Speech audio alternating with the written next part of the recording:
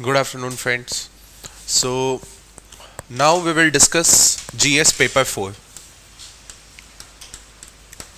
So, in 2024, in GS paper 4, they asked lengthy questions. First thing, lengthy questions. It is one of the question is having 7 to 8 lines. First, you have to read all those lines, then comprehend those lines, and after that, you have to write your answer. And you will be having only 7 minutes to write a good answer. So, at least 1 to 1.5 minutes will be consumed in reading that particular question. Okay, so now it is nothing but the replica of 2022 GS paper 4, because in paper 4 in 2022 they also did the same thing, that they asked lengthy questions as well as lengthy case studies, and many of the aspirants find it very difficult to answer. Okay, still we will try to solve all those questions. Okay, because in examination hall you won't be having any other option other than to solve all this question. So first question is application of artificial intelligence as a dependable source of input for administrative rational decision making is a debatable issue. Critically examine the statement from ethical point of view. So first thing, that they are using technology, any type of technology. You can say if the question is asking on robot, or if question is coming from artificial intelligence, or if question is coming from any of the system like chat GPT or generative AI, okay, or any other such technology, your answer will be more or less same. Okay, so first part is application of artificial intelligence as a dependable source of input for administrative rational decision making. Okay, and second point is critically examine the statement from the ethical point of view. So first thing, artificial intelligence is increasingly being utilized in the public administration to enhance the ethical decision making process. Okay, this will be your introduction, and here are some of the key application. Okay, like first, policy development and analysis, because AI can analyze vast amount of data to identify trends and predict outcome, helping policymaker to make informed and ethical decision. For example, AI can assess the potential impact of new policies on different uh, demographic groups to ensure fairness and equity. Or you can also write one example, that is NetGrid and CCTNS, which via which we can strengthen our internal security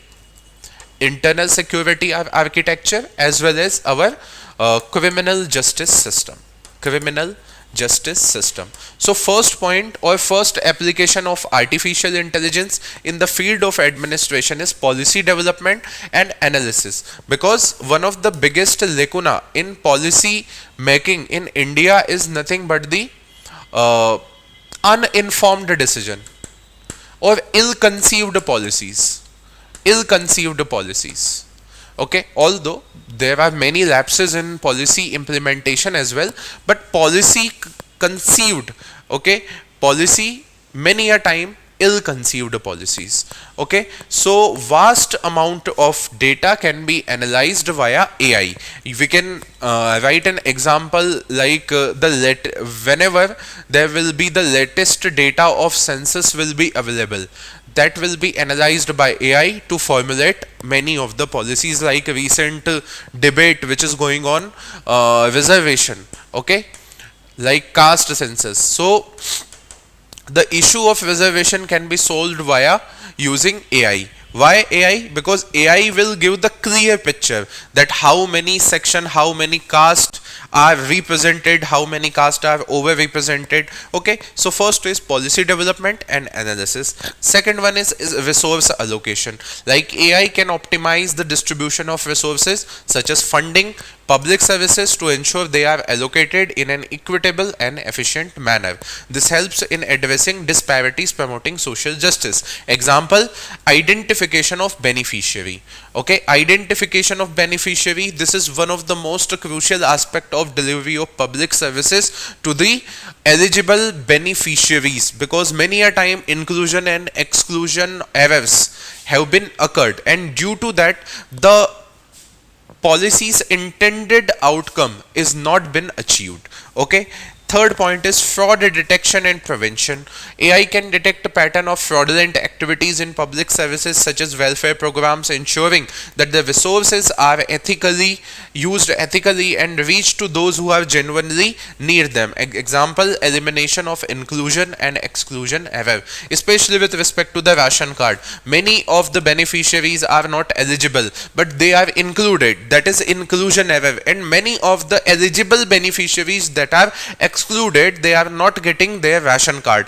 Hence, AI can prevent the fraud detection, prevention and identification of the real beneficiary. Public safety and law enforcement. AI used to support the ethical decision in the law enforcement by analyzing crime data to predict and prevent the criminal activities. You can also write the same example like CCTNS and NetGrid here. Okay, so these are the example: policy development, resource allocation, fraud detection, policy, public safety and law enforcement. Ethical consideration क्या है? That AI can be bias or biasness and fairness. Okay, bias नहीं होना चाहिए और fairness होना चाहिए.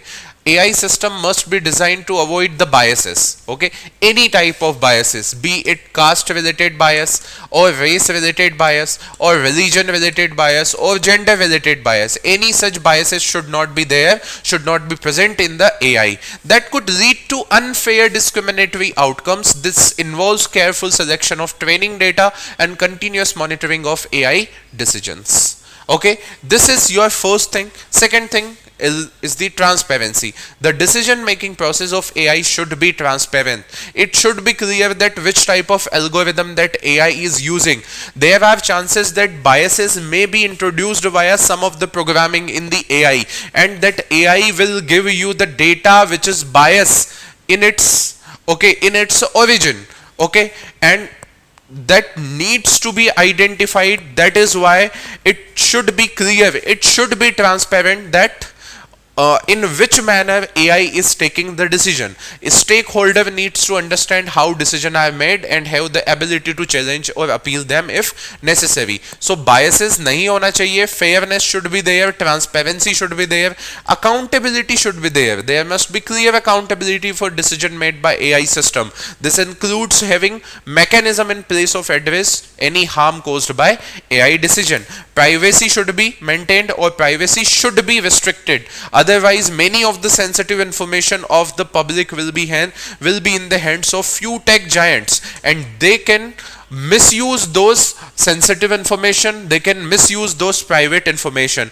Equity. AI should also be used to promote equity, reduce disparity, especially in the areas like resource allocation and public safety. So these are the ethical consideration. One thing that biases should not be there, is should be non-bias in nature, fairness should be there, transparent decision making should be there, that public should know that how any of the AI is making decision. Accountability should be there, because we need to fix the accountability, because you cannot say that AI is taking decision and AI is not having intelligence. If AI is not having intelligence, then why we are making any of the policies or programs with the help of AI?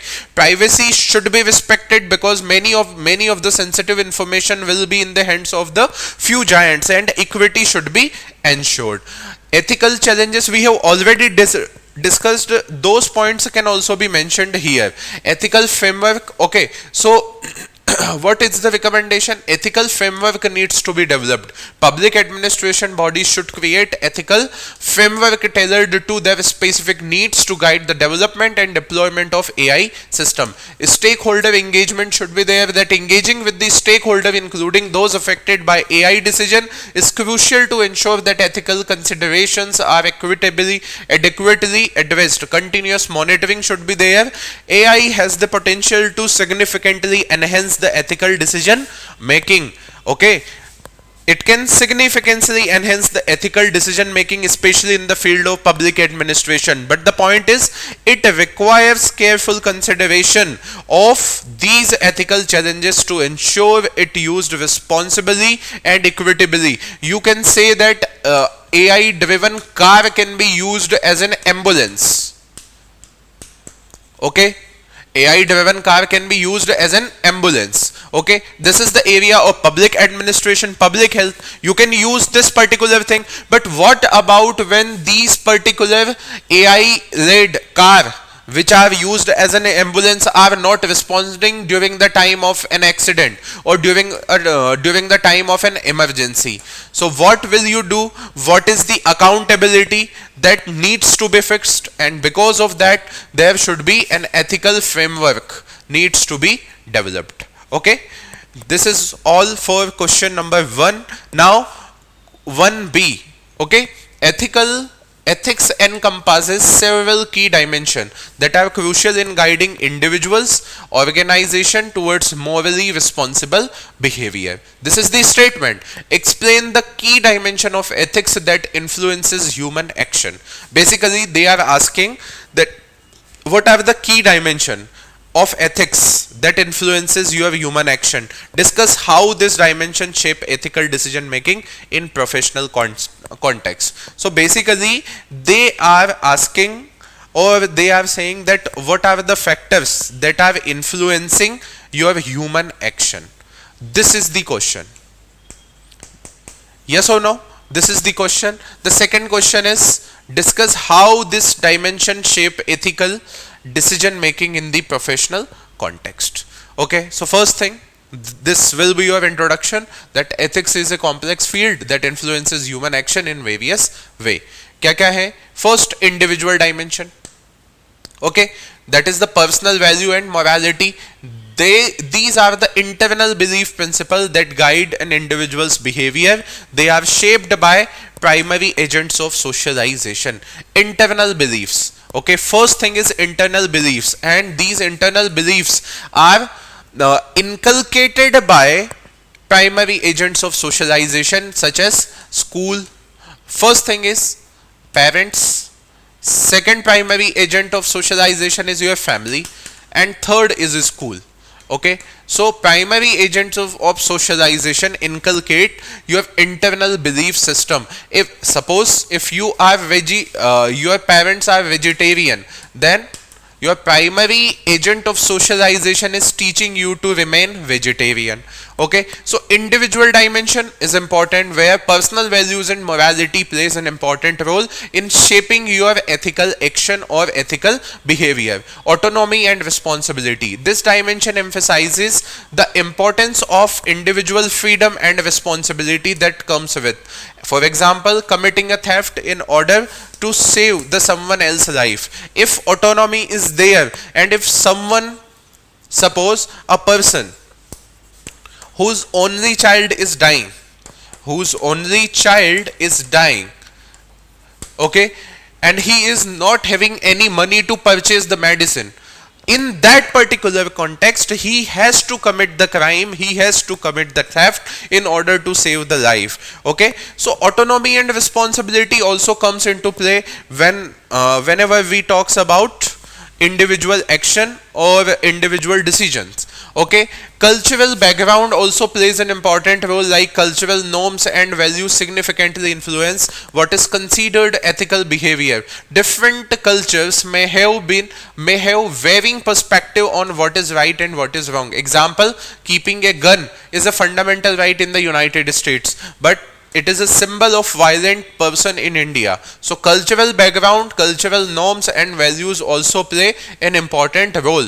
In India, whoever is having a gun and he is showing off his gun or his weapon, which means he will be considered as a violent person or an antisocial person, we can say.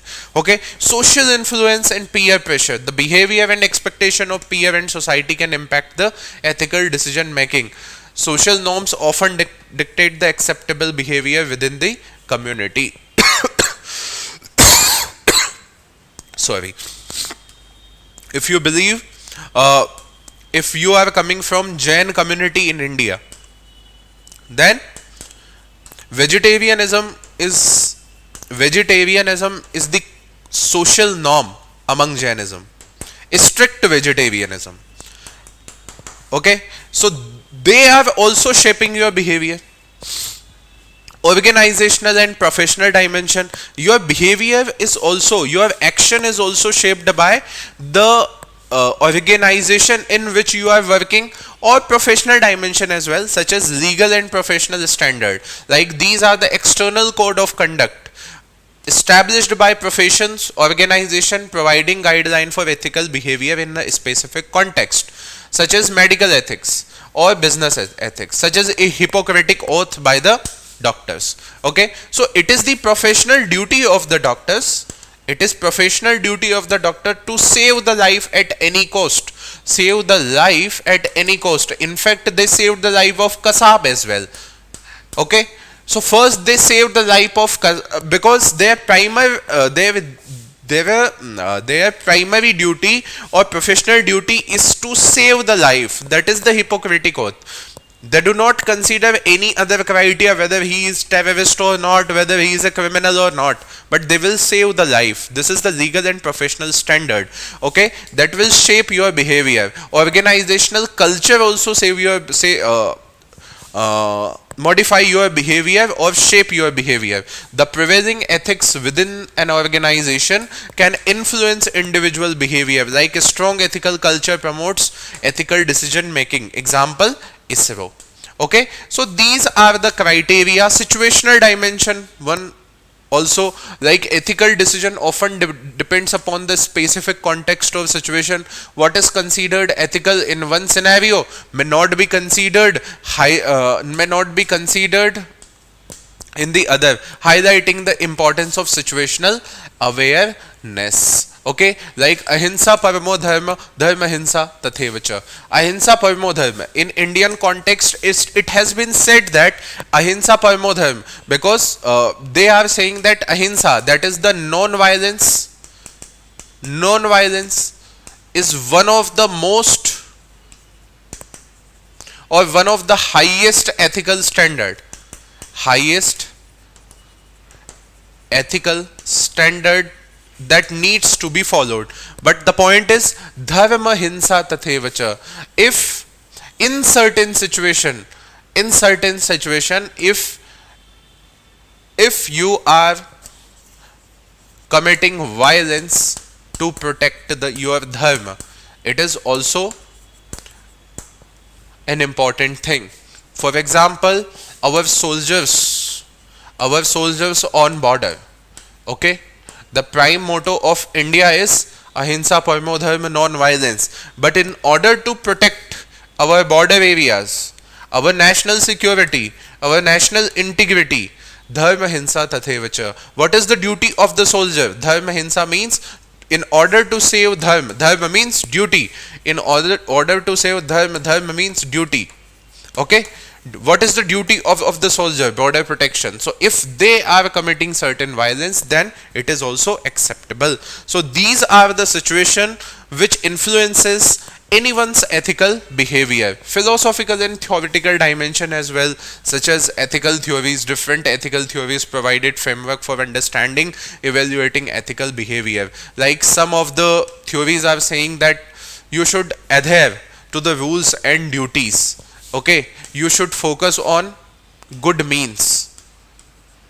You should not focus on good ends. They are saying you should focus only on good means. Utilitarianism focuses on good ends, emphasizes consequence of action and aims. Okay, like This was the principle followed by Subhash Chandra Bose. He was saying that we should take help from Germany as well, Japan as well, in order to free India. Okay, this utilitarianism. But Gandhi followed deontological ethics. He said that good means are equally important. That was the debate or ethical debate between Subhash Chandra Bose and Mahatma Gandhi. Okay, Subhash Chandra Bose was utilitarianism. Okay, utilitarian. He said that we should took help from Germany and Japan because it will give us good end. Good end is the freedom of India. But Gandhi thought otherwise. Okay, virtue ethics centers on the development of moral character and virtue. Like middle path is the virtue. Golden mean is the virtue, etc. So these are the things which behavior, in fact, religious dimension as well. Personal integrity and trust, like ethical behavior foster trust and integrity, both personal and professional. Example, Dr. APJ Abdul Kalam. Okay, etc. Social harmony and cooperation. अच्छा, इसके positive aspect हैं, ठीक है, ये सारे positive aspect हैं. Personal integrity and trust build होता है because of the individuals ethical action. Second, social harmony and cooperation, like ethical action of one of the IPS who started singing national anthem to disperse the mob. Okay, economic prosperity, because ethical practice in business can lead to the long term success and sustainability. No fraud. Okay, no corporate fraud. Just like the case of Vijay Mallya, that was nothing but the case of corporate fraud. So economic prosperity will be there if corporate ethics is being followed.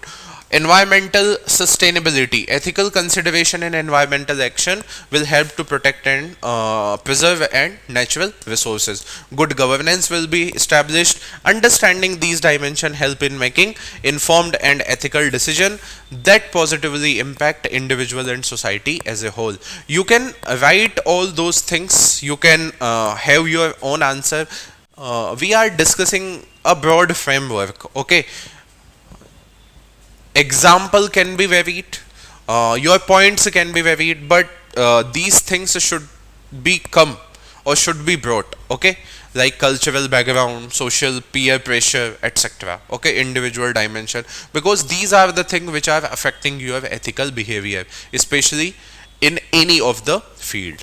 Okay, which completes our second question. This is the third question, that is second A. It is not enough to talk about peace, one must believe in it, and it is not enough to believe in it, one must act upon it.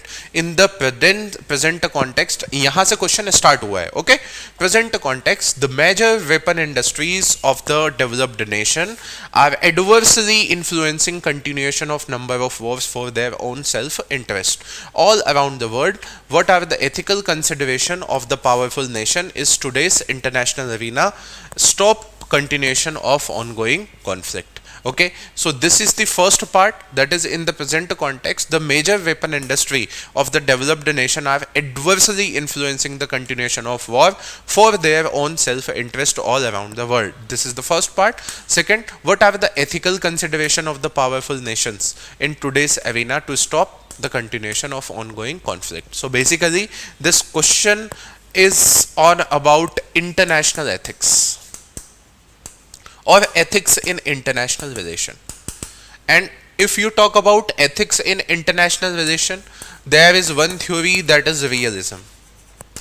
And realism talks about use of power, and use of power leads to conflict, and conflict beyond a certain limit is nothing but the war.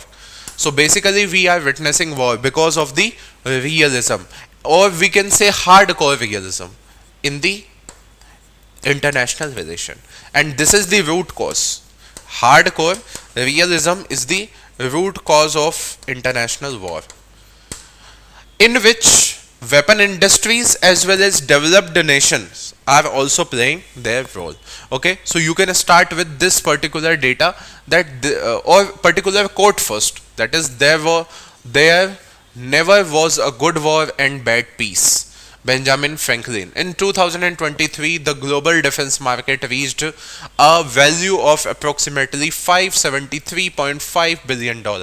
This market expected to grow significantly, reaching around 780 billion by 2028, with a compound annual growth rate is 6.4%. Can you believe this? This much amount of money is involved in the defense market of the world. Defense market of the world, and you can say that defense market is controlled by some of the big giants or defense giants like Lockheed Martin, GE, etc. Okay, and that is why they are controlling defense market. They are fueling war. Why? Because more war, more will be their sale, more will be the presence of weapon, more will be, so basically more sale of weapon, more profit. Simple. But this particular profit is coming at the cost of human life, cost of human suffering. Yes or no? At the cost of displacement of lakhs of people, impoverishment of community, genocides, mass exodus, okay, ethnic cleansing,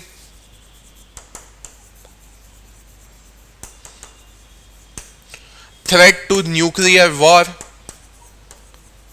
or threat to nuclear winter. All those profit which is from defense market or defense industry is coming from this militarization of oceans, militarization of land, and now militarization of space is going on. So there is no end of this particular profit, and because of that this question was asked. Okay, the growth is driven by increasing geopolitical tension. Look at the condition. You can give example like Israel Palestine war, you can give example Russia Ukraine war. Okay, and the prioritization of modernizing military capability across various countries. Major defense manufacturers play a significant role in continuation of global conflict through various mechanisms. What is the mechanism? We have already discussed. You can write all those things, that this particular profit, more sale of weapon, more profit, and this particular profit is coming at the cost of human life, human suffering, human displacement, ethnic cleansing, genocide, mass violence, mass exodus, nuclearization, militarization of region, militarization of ocean, militarization of land, militarization of space, destruction of the countries, or not only countries, destruction of humanity as well. Look at the condition of Iraq and Syria. All those terrorist organizations are having we can say sophisticated weapons. Look at the condition of how they recently fired hypersonic missile on Israel. From where they got hypersonic missile? This is the question, which means this particular war is fueled by those modern country, those developed country which are having their industrial establishment. Okay, and they are fueling the war. From where this particular country is getting this particular militant organization, terrorist organization, getting hypersonic missile? It must be supported, it must be provided by some of the other country. So first thing is economic interest. First, we have already discussed that profit interest or profit motive. Defense contractors such as Lockheed Martin, Boeing, and Raytheon have substantial financial interest in ongoing conflict. These companies generate significant revenue from the sale of military equipment and services. Lobbying influences. They do lobbying, and lobbying is legal in the case of United States of America. Lobbying is legal in US. So they lobbying. These firms often engage in the extensive lobbying effort to influence government policies and defend budget. This can lead to the prolonged military engagement as government continue to invest in the defense. Look at the condition that US provided F-16 fighter jet to the Pakistan, and US is major defense partner of India as well. So basically, because of India-Pakistan conflict, their military establishment is getting benefited, be it Lockheed Martin or Boeing or any other military establishment or company. Yes or no? Next, political and strategic influence. First thing, that think tanks, many think tanks like here CACI International has ties to think that tries to think, or they thought that or they opposed the withdrawal from Afghanistan, that US withdrawal from Afghanistan. They advocate war, they advocate incursion, they advocate invasion in any of the country. Strategic partnership, these companies form strategic partnership with the government and military organization, ensuring steady demand for their product and services. Okay. Next point is technological advancement, innovation in warfare. Look, warfare is getting complicated day by day. Like defense manufacturers drive technological advancement in warfare, including cyber capabilities, AI, hypersonics, anti-satellite weapons, etc. So with more and more innovation, the country which is not having those technologies feel left out. Okay, and that left out feeling led to the further purchase of those technologies. Race, the development and sale of advanced military technology contribute to an arm race, promoting other nations to increase their defense spending. Look at the condition of India, China, Pakistan. They are having conflict with each other. They are purchasing weapon, although China is developing their own weapon. But China is also purchasing weapon from Russia. India is also purchasing weapon from Russia, and it is going on. Ethical and social implication, prolonging conflict. The economic and political influence of defense manufacturer can lead to the prolongation of conflict, as in case of Afghanistan. Humanitarian conflict, humanitarian impact. The continuation of war has severe humanitarian consequences, including loss of life. We have already discussed displacement, destruction of infrastructure. Conclusion, while defense manufacturers contribute to the national security, technological advancement, their economic and political interest can also play an important role in the continuation and escalation of global conflict. Balancing these interests with the ethical consideration, humanitarian impact is crucial for global peace and stability. Okay, so you can combinedly blame those defense establishment as well as the developed nation in this question and give solution to it. Okay, the next question is global warming and climate change are the outcome of human greed in the name of development, indicating the direction in which extinction of organization, including human being, is heading towards loss of life on the earth. How do you put an end to this to protect the life and bring equilibrium between the society and the environment? This question is all about sustainable development. This question is all about ethics of environment or environmental ethics. This question is all about bringing balance between development and what is development and environment or ecology. This question is all about balance between environmentalism and humanism. So you should use these keywords. Look at the answer first. Okay, you can start with this quote that if you think that economy is more important than the environment, try holding your breath while counting your money. You can start with this. Okay, some researchers have pointed out that we are currently experiencing sixth mass extinction, okay, as the result of human induced climate change, referred to as the Anthropocene extinction. Anthropocene means an epoch which is dominated by human. Currently, uh, only an estimate 2% of all species that have ever lived are alive. So basically, some researchers have pointed out that we are currently experiencing sixth mass extinction. So you can start with this, you can start with this as well. These are your first intro, this is your second intro. Human greed driven by insatiable demand for resources is having profound impact on the environment, leading to the extinction of many species. Here are some of the cases. Deforestation, okay ये सब आपको पता है, सिर्फ point बनाने हैं. Deforestation, biodiversity loss, over exploitation like overfishing, hunting, and etc., which lead to the extinction. Pollution, industrial activity, especially the plastic pollution. We have already discussed in the environment, Pacific garbage patch. Okay, then climate change, human activities, especially the burning of fossil fuel, contributing to the global warming. This is altering habitat and making it difficult for the many species to survive. Land degradation. Okay, land degradation.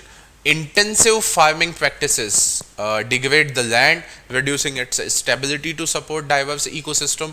That lead to soil erosion, desertification, etc. Urbanization. Okay, and maintaining a balance between development and environment conservation is crucial for sustainable growth. Here are some of the strategies to achieve this equilibrium. First is sustainable development, second one is environmental impact assessment, third one is conservation and restoration. Sustainable resource management, community driven, bringing Indian ethos, because culturally Indians worship nature, so that nature worship should be brought in. And the last one is environmentalism and humanism are the two extreme. Environmentalism, they believe that environment should be the foremost. Humanism, that human should be the foremost. Nobody can harm environment, nobody is above the human. Environment is secondary in nature. Here human is secondary in nature. These two extremes, we should find a balance between them. So we should follow the path between ecological humanism, which is in between of these two paths. We have to develop ourselves, but with the sustainable development, we have to take care of the environment as well while we are developing ourselves. Okay, so this is your answer. Now third question, these are the statements that we need to discuss. Third A, first, learn everything that is good from others, but bring it in and in your own way. Absorb it, do not become others.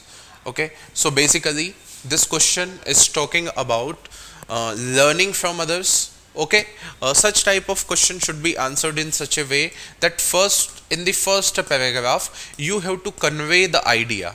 You have to convey the idea that you understood from this particular statement. So this statement is saying that we should learn from others, but we should also maintain our individuality. We should also maintain our true nature. This is the statement of Swami Vivekananda. Okay, so first write down the meaning.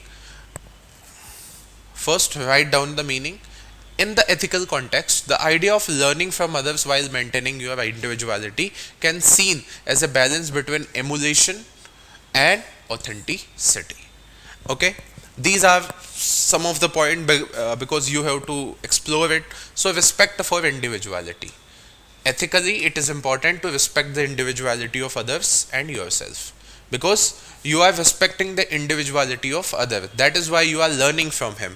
But you should also respect your own individuality. Okay, while you can admire and learn from the positive traits of others, this ensures that you remain true to yourself. Do not lose to your unique essence, because we all are unique in our own essence. So that should not be lost in the process of learning. So respect for individuality Integrity should be there. Adopting good qualities from others should be done with the integrity. This means that being honest about your intention and ensuring that the qualities you adopt should be genuinely beneficial and align with your ethical principle. Okay, so integrity should be there. If there is no integrity, then it will lead to further complication. So while you are learning from others, make sure that integrity should be there. Authenticity should be there. Individuality, authenticity. Authenticity is the key principle of ethics. It involves being genuine and true to oneself. When you bring it the good quality from others, it's important to adapt them in a way that feels authentic to you. This prevents you from merely imitating others and helps you to develop a unique and honest expression of these qualities. Okay, humility and gratitude should be followed. What is humility and gratitude? Recognizing and learning from the strength of others requires humility. Yes, it requires humility because we are respecting others. So it is nothing but the humility we are learning from. We are saying that yes, we lack something. That is why we want to learn something. So it involves acknowledging that there is always something to learn from being grateful for the opportunity to grow. This attitude fosters a respectful and ethical approach to personal development. Okay, contribution to the greater good.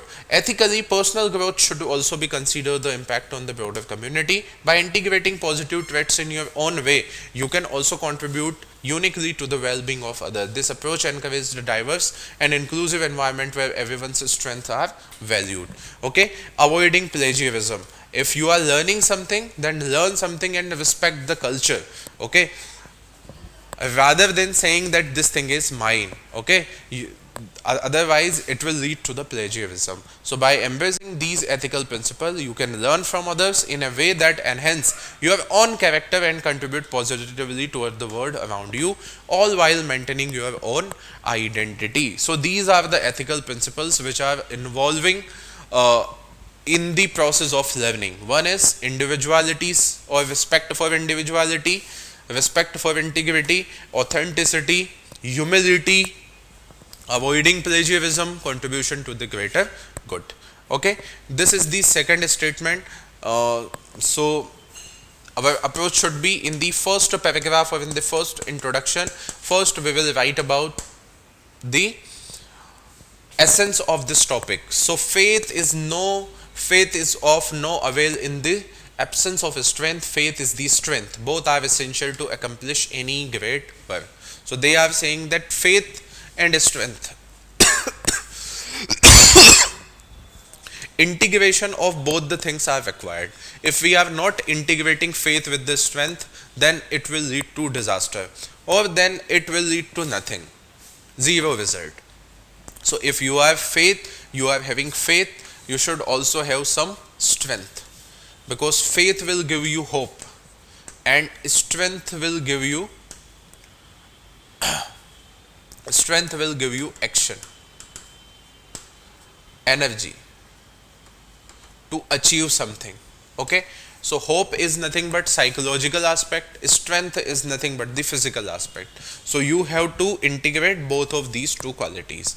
The idea is that faith is no avail in the absence of strength. Emphasize the importance of combining belief with the action. So belief with the action is important to achieve any significant goal. Faith represents belief, hope, trust in the vision, goal, higher power.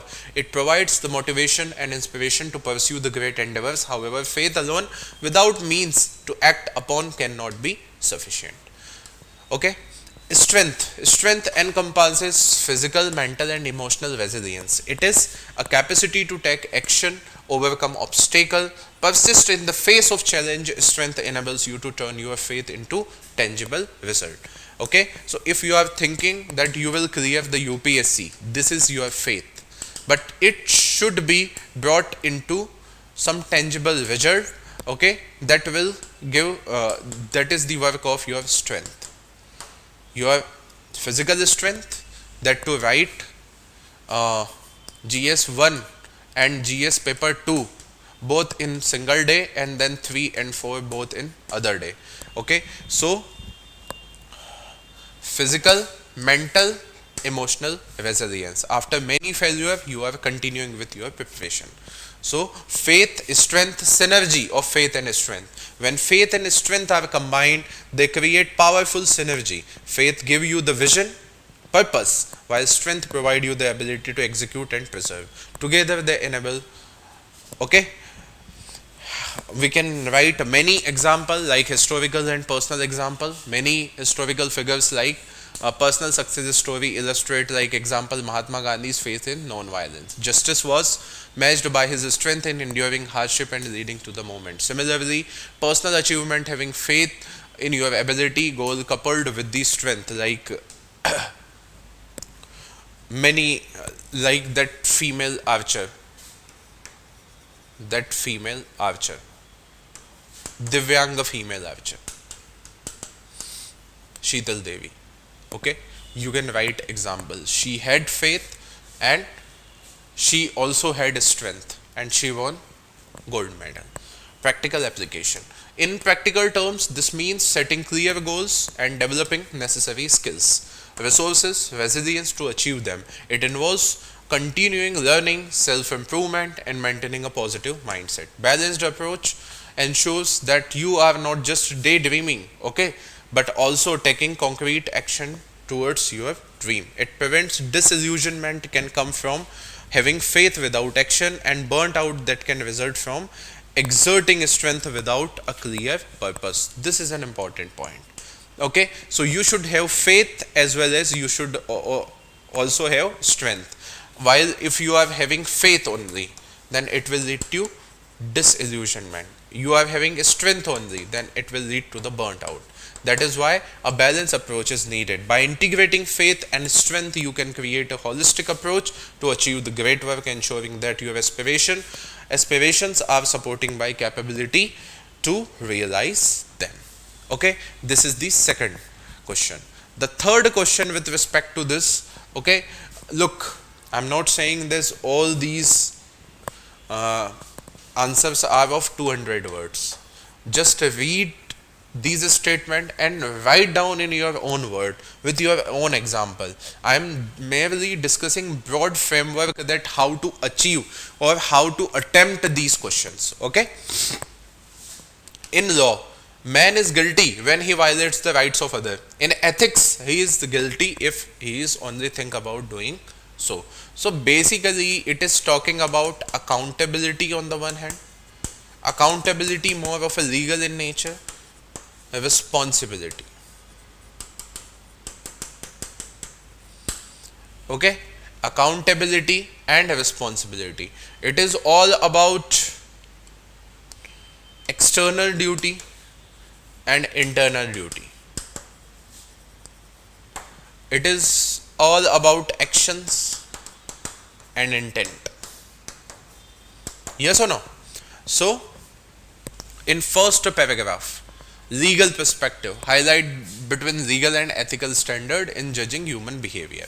Legal perspective, in the realm of law, a person is considered guilty only when they commit an act that violate the rights of others. The legal system is concerned with the actions and their consequences. For example, theft, assault or frauds are punishable because they are infringe upon the rights and well-beings of others. The law require concrete action. Okay. Ethical perspective, on ethics, other hand, deals with the moral principle and intention behind the action. From an ethical standpoint of view, a person can be considered guilty even if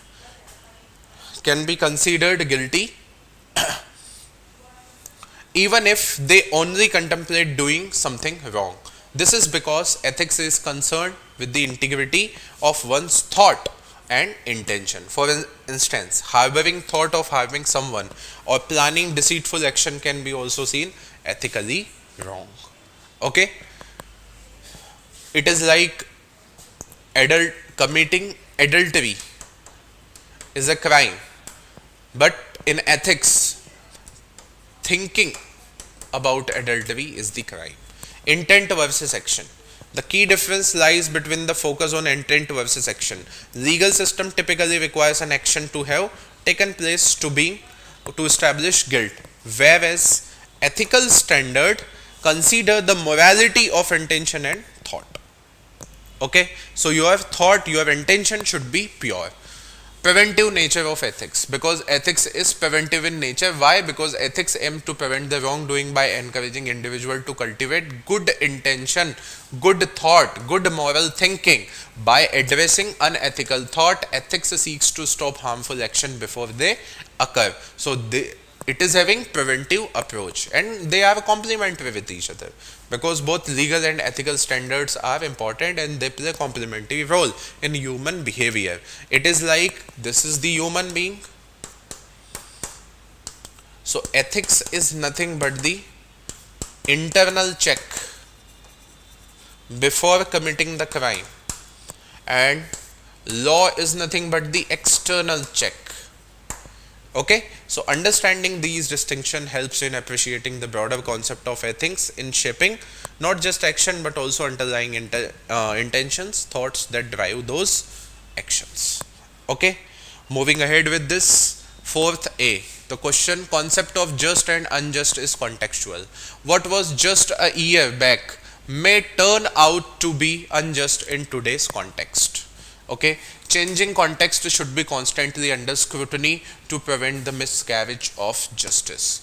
Examine above statement with suitable example. Introduction, you can say the concept of just and unjust depend upon what is considered fair and unfair, vary depending upon the circumstances. You can say with time, with space, and with context.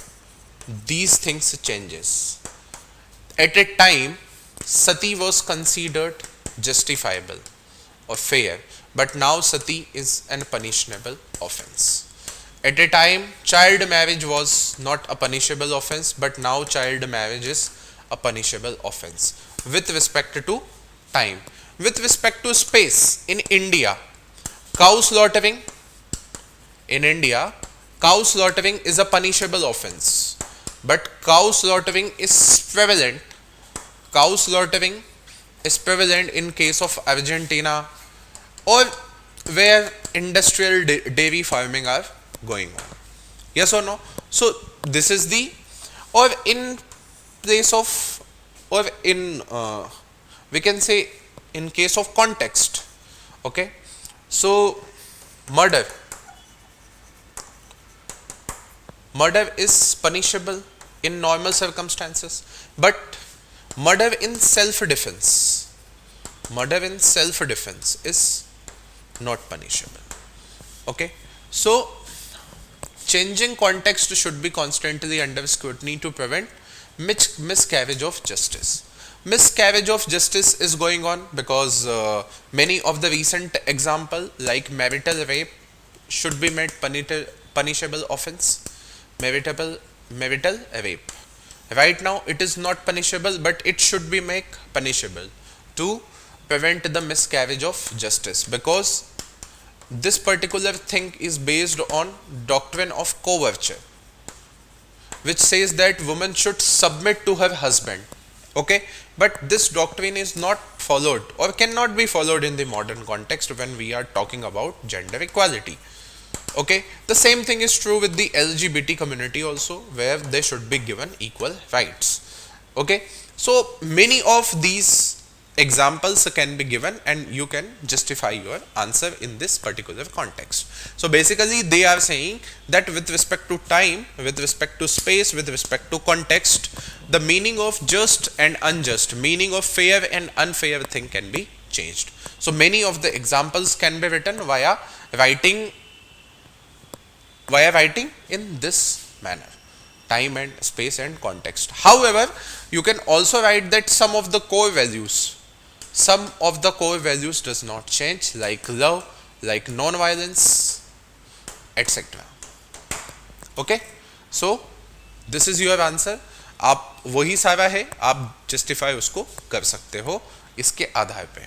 Okay, question number 4B. 4B is saying that mindless addiction to form, ignoring the substance of the matter, result in rendering the injustice. A prospective civil servant is one who ignores such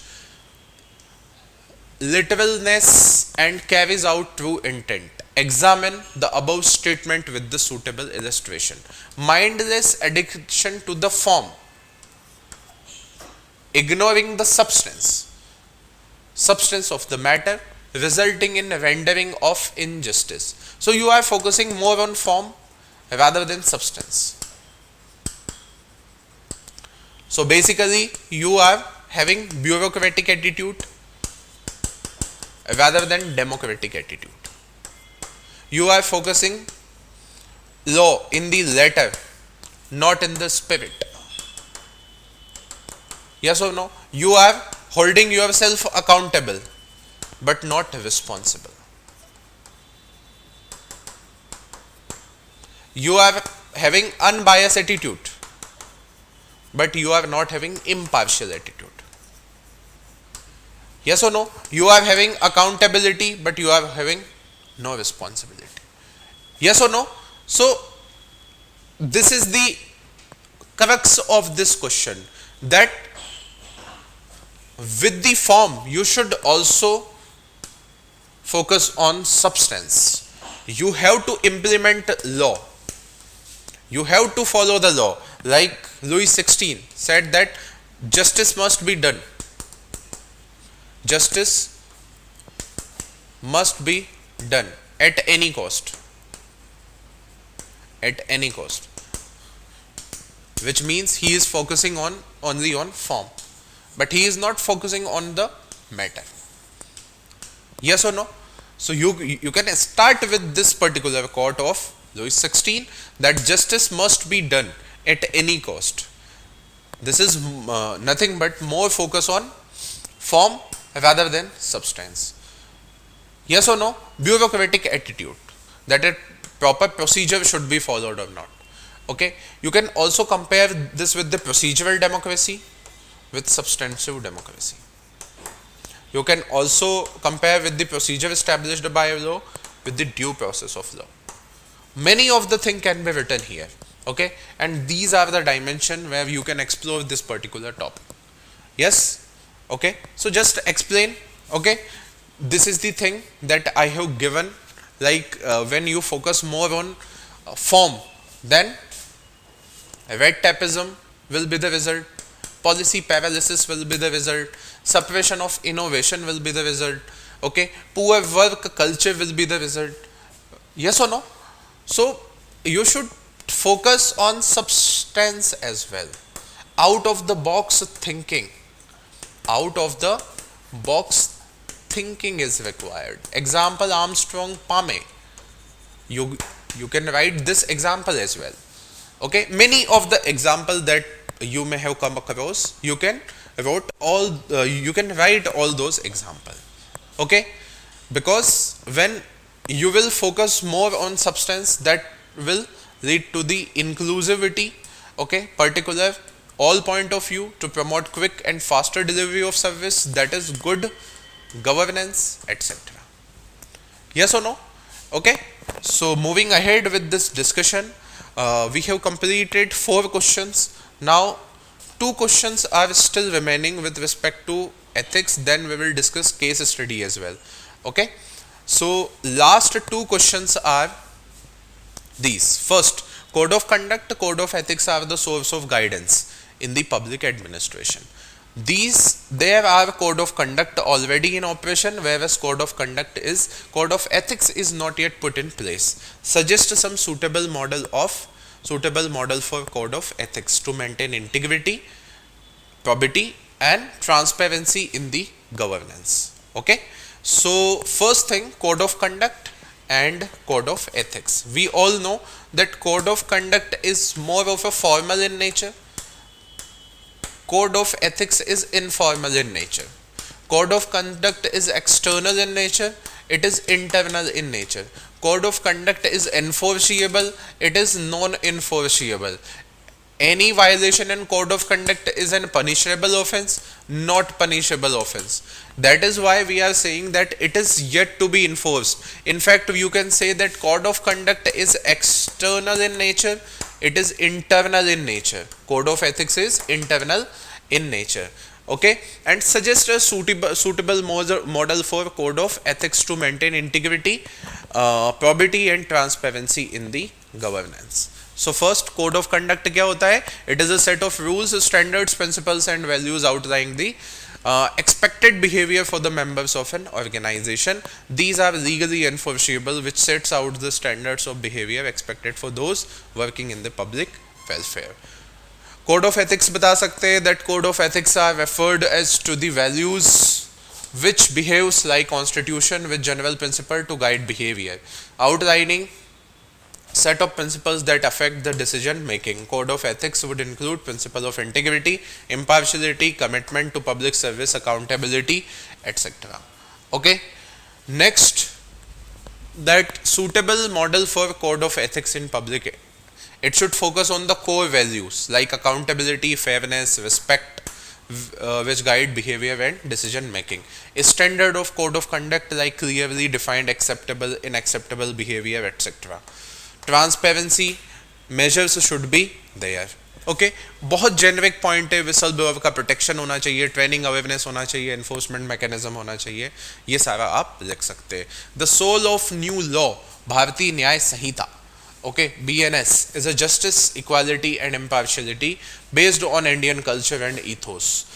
Discuss this in light with the major shift from doctrine of punishment to doctrine of justice. You all know the legal aspect of it, that भारतीय न्याय संहिता, भारतीय नागरिक सुरक्षा कानून and भारतीय साक्ष्य अधिनियम replaces Indian Penal Code, Criminal Procedure Code and Indian Evidence Code respectively.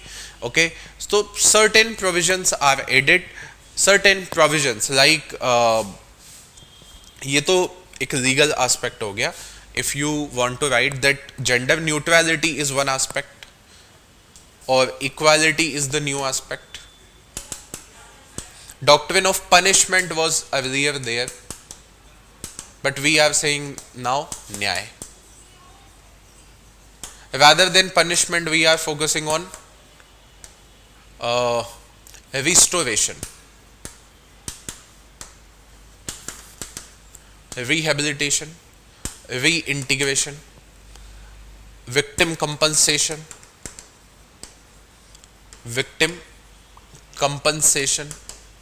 more human treatment of prisoners, less punishment, more reformation, etc. Okay, in this way you can explore your dimension and write a good answer. Okay, next one is Indian culture and value system.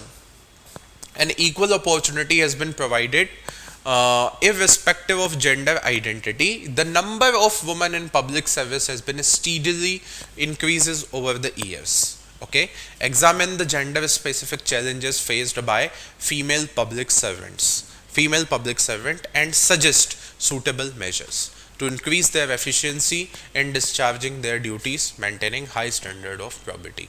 Without having any knowledge of ethics, you can write a good answer of it, because you know Indian culture and value system, like women are considered as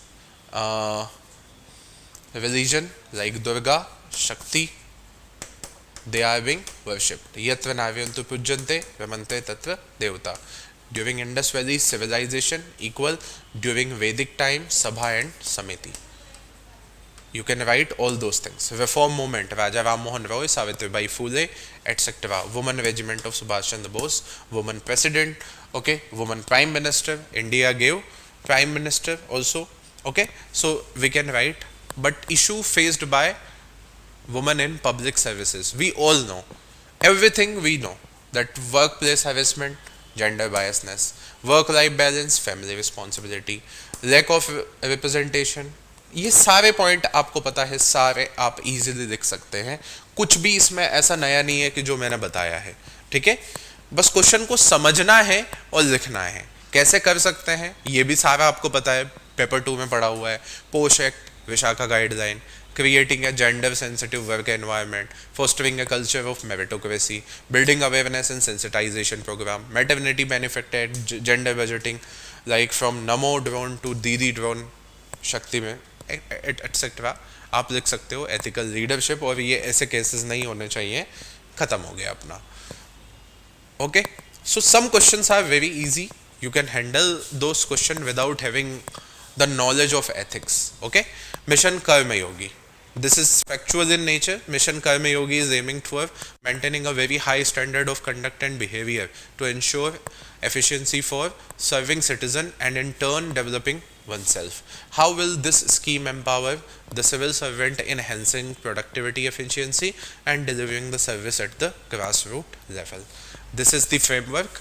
It is a capacity building program which will be delivered. वो का वही point है सारा का सारा जो कि आपने स्कीम में पढ़ के रखा है. इससे कैपेसिटी एनहेंस होगी, सब कुछ बातें वही हैं. ठीक है, so that's all for my side. Okay, there is nothing new. You will get this particular PPT, okay, and in whatever the question discussion was necessary, we discussed. Apart from that, these last two questions are very factual in nature, where you can use your knowledge from GS paper 2 and can write a good answer. Okay, so now time is running out, so thank you so much. Within a short time, we will discuss case studies. Thank you.